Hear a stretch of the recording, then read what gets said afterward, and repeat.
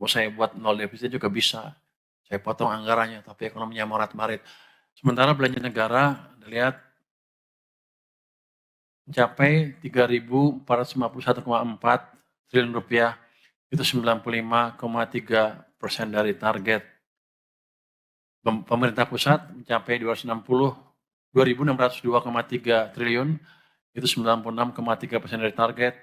Dan belanja kementerian lembaga 1.500,4, itu 129,3% dari target.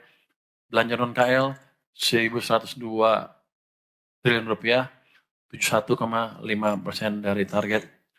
Transfer ke daerah kita salurkan 849,0 triliun rupiah atau 92,3%. Kalau Anda lihat di sini kalau kita lihat dari presentasi dari APBN-nya, yang pendapatan negara kan hanya 91, sedangkan belanja 95,3. Anda pasti nanya kenapa nggak dipotong belanjanya, supaya defisitnya tetap kecil.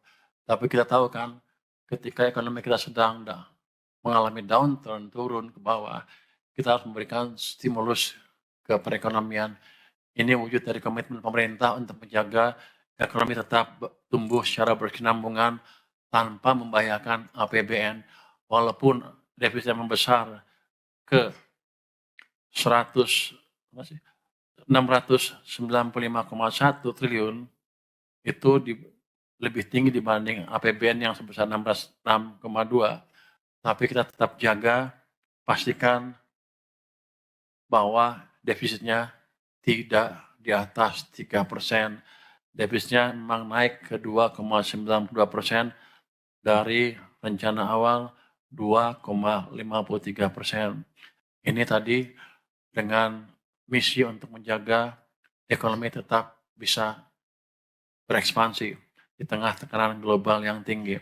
Inilah kebijakan real dari countercyclical yang sering saya bilang selama ini. Sebenarnya kalau mau saya buat nol defisit juga bisa. Saya potong anggarannya, tapi ekonominya morat-marit.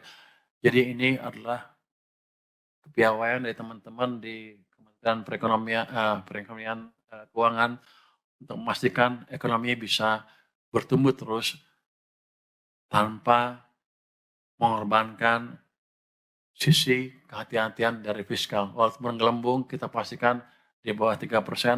Ini adalah standar Maastricht Treaty yang paling ketat. Jadi kita mengacu ke sana terus walaupun keadaan agak menekan kita ya.